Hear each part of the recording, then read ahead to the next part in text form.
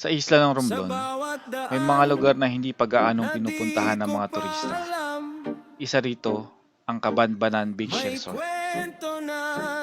Isang tahimik na paraiso kung saan pinoprotektahan ang mga lamang dagat. Ko palayo, mas lalo kong nararamdaman. Grabe yung lino ng tubig kahit sa baybay lang na ito. Sana ma-preserve to ng ganito kaganda rin na.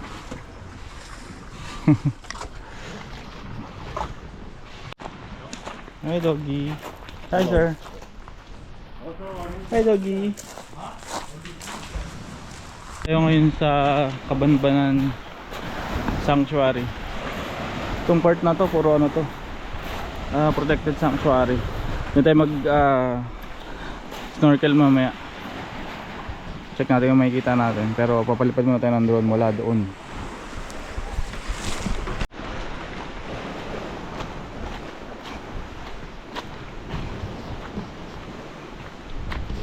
Ganda ng view dito.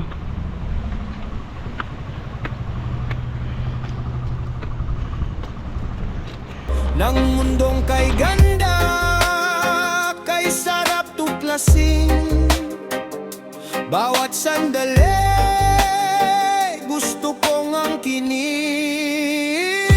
Ito ang biyahe ni Renj, walang hanggan. Hindi titigil kahit saan man daliri ng daan. Ganda ng mga corals dito, no?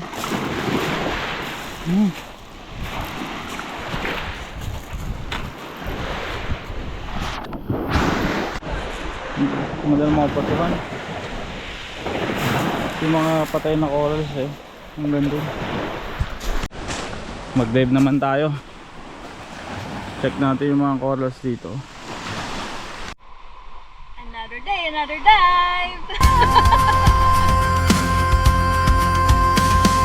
Heya, lakbay ng lahi sa bundok at dagat. Ako'y uuwi. Heya, tawag ng daigdig. Biyahe ni Renz, puso ang himig. Sa lilim ng gubat, lihim may buhay. Anino ng kahapon, ngayon'y gabay. Alon ay sumasayaw sa ilalim ng araw. Sa bawat paghinga, ako'y sumisigaw.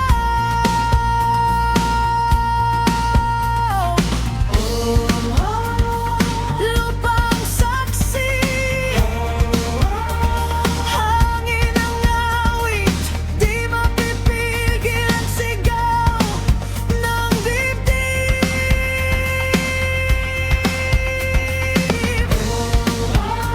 Sa dulo ng landas, liwanag ang hatid.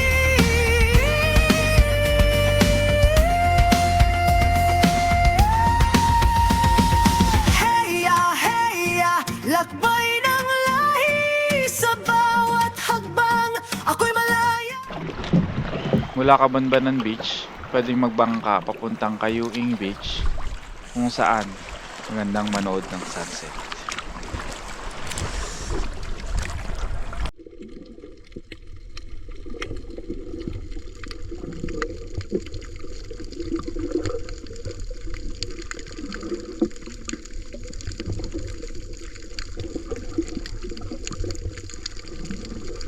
Ang isda ay di biro, may sirenang maghahatak sa atin. Dito na tayo mag-aantay ng sunset.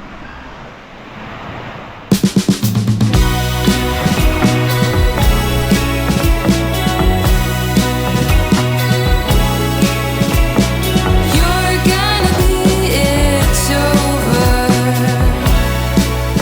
and I don't know what to say. I can't see your At habang lumulubog ang araw, isang bagay ang malinaw.